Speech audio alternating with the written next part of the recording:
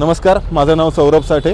आज आपण इन्व्हिक्टस टूरिंग गिअर्सची जी आपली ढोलाची कवरं आहेत त्या संदर्भात तुम्हाला पूर्ण माहिती देणार आहोत आणि पिंपावर पाणी पडून जो आपला ढोल आतून दिसतो ते कसा अवॉइड करायचं याची तुम्हाला पूर्ण माहिती देणार आहोत। चला सुरू करूया।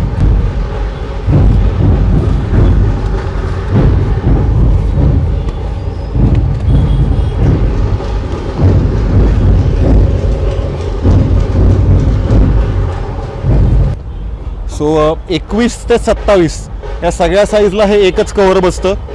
मला कुठेही मिरवणुकीत तुम्हाला कुठेही कवर कुठल्या ढोलाला कुठल्या साईजचं लावायचं हे बघत बसायची गरज पडणार नाही। 21 ते 27 सरसकट सगळ्याला एकच हे बसतं।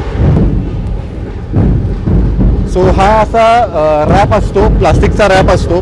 जसा आपला फूड रॅपचा मिळतो तसा हा कमर्शियल क्वांटिटी फूड रॅपपेक्षा खूप स्वस्त याच्यात मिळतो।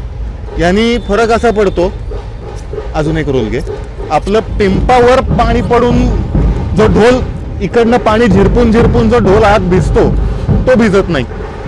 हे तुम्ही मिरवणुकीत चालू असतानाही लावू शकता, पण शक्यतोवर आधी लावलेलं कधीही बरं।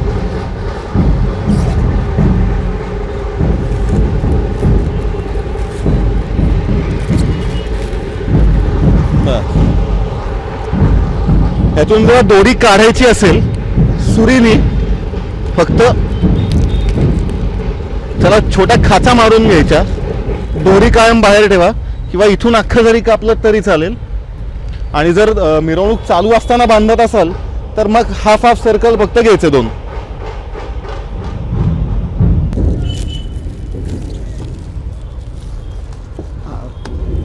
हे जेव्हा तुम्ही असं रॅप कराल तेव्हा एका याच्यात तुमचा सगळा विषय संपून जाईल।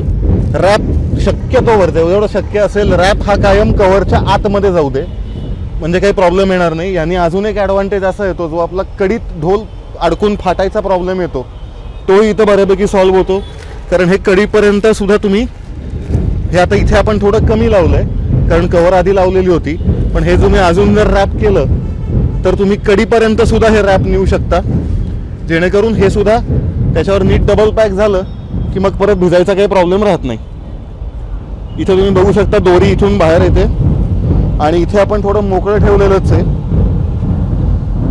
ढोल बांधायला आपण इथे थोडं मोकळं ठेवलेलंच आहे, सो हे बांधायलाही सोपं जातं। वादक बदलला म्हणून कव्हर बदलायची गरज पडत नाही। आता असं आपण डेसिबल मीटर लावून आपण बघणार आहोत की कव्हर लावून किती फरक पडतो आणि कव्हर नसताना ढोल वाजवताना किती फरक पडतो। स्टार्ट।